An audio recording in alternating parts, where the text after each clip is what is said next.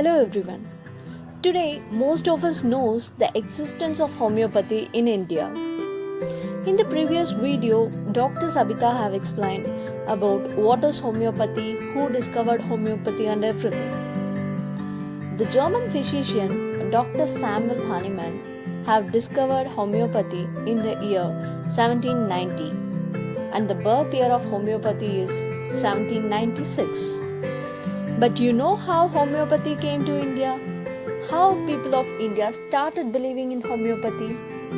Well, today we are going to see about a brief history of homeopathy in India. Welcome you to Homeo Doctors on Board. This is Dr. Akila and let's begin the video. Homeopathy came to India in the year 1810, that is exactly 14 years after the birth of homeopathy. It is said that a German physician and a geologist came to India for the geological investigation. During a stay at Bengal, he distributed homeopathic medicines to the local people of Bengal for their ailments. During the same period, Dr. Muller of London Missionary Society distributed homeopathic medicine to the people of Bhawanipur, Calcutta. Then comes Dr. John Martin Honigberger. He was the first man to introduce homeopathy to India. He learned homeopathy in Paris in the year 1835. The exact date or year of his first visit to India was not known, but in the year 1839, during his second visit, he treated Maharaja Ranjit Singh of Punjab when the local physicians failed to cure his edema and paralyzed organ of vocal cord. He cured him with Dulcamara 3x. Dr. Honigberger also treated Maharaja's favorite horse of its bad ulcer of the leg. Maharaja was so happy with the results. He encouraged Dr. Honigberger to continue the homeopathic practice in India. He resided for about 15 years in Punjab. He practiced homeopathy for some years in Calcutta up to 1860s. There he was famously known as cholera doctor. Like this, homeopathy continued to spread and Indians found a reflection of their belief and culture in its philosophy and principles, especially the law of similia. In the year 1846 to 47, Surgeon Samuel Brooking, a retired medical officer, established a homeopathic hospital in South India at the places of Tanjavur and Pudukottai. He did it with the support of local Rajas of these places.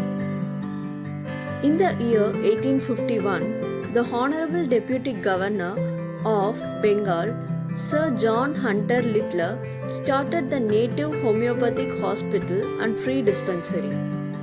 There, Dr. C.J. Toner, the French converted homeopath, was appointed as the physician in charge of this hospital. But this hospital failed to attract the attention of the common public. Then comes Babu Rajendra Lal Datta, the father of Indian homeopathy.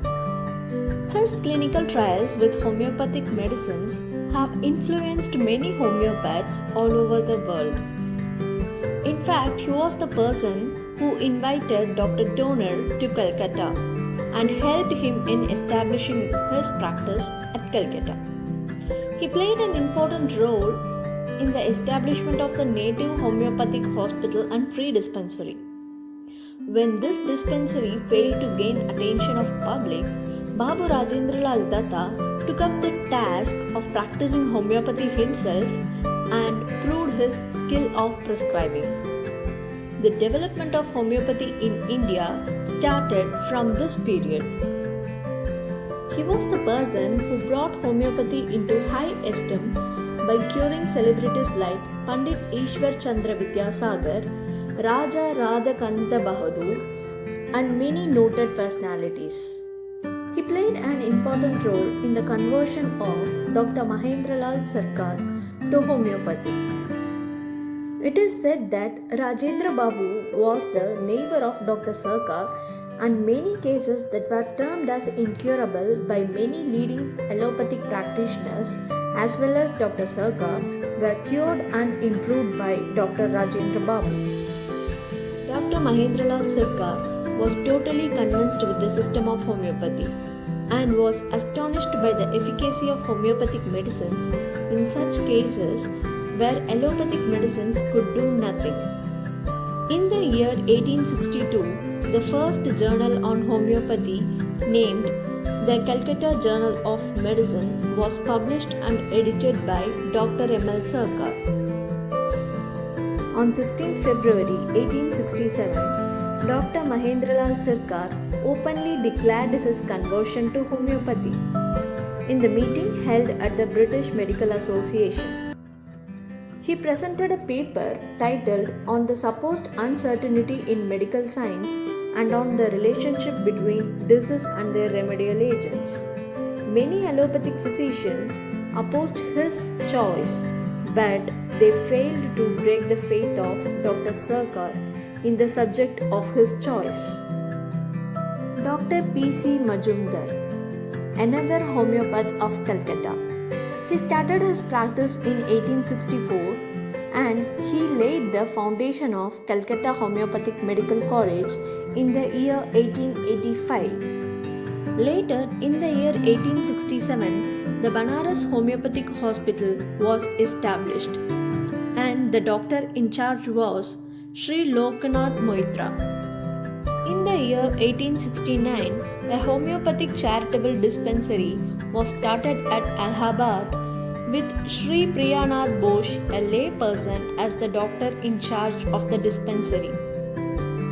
By such activities, homeopathy started becoming popular all over the country. Father Muller, missionary of Mangalore in the south, Mr. P. Subrayulu, a lawyer of Kakinada in the east, and Mr. V. M. Kulkarni, telegrapher of Bombay in the west, are some of the personalities who contributed for the development of homeopathy in India. Homeopathy became more popular with the opening of several dispensaries in the second half of 19th century. Later, in the year 1932, it was recognized by the Government of India. The Government of India has taken steps for the development of homeopathy by establishing the Central Council of Homeopathy, the Central Council for Research in Homeopathy, the National Institute of Homeopathy, and the Homeopathic Pharmacopoeia Laboratory. The growth of homeopathy in India was taking place in every single day, and now there are a lot of homeopathic colleges and dispensaries in India. Homeopathy helped lots of individuals to restore their deranged health. Be healthy and be happy with homeopathy. Thank you.